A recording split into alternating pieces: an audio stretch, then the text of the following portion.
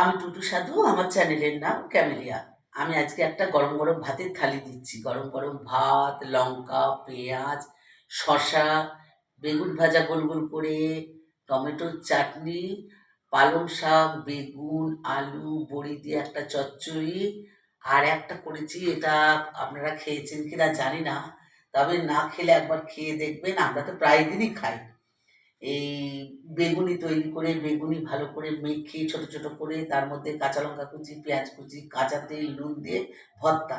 এটা বেগুনির ভর্তা হয়। এটা কোনো চানাচুরের একটা স্যালাডের মতো ভর্তা হয়। এটা ভাত দিয়ে খেতে খুব ভালো লাগে। আপনারা করে খেয়ে দেখবেন, খুব ভালো লাগে। আর এই বেগুনির ভর্তা, আর সার্টিন মাছের সর্ষে বাটা দিয়ে, আর পোস্ত বাটা দিয়ে, কাঁচা লঙ্কা চিড়ে পাতুরি।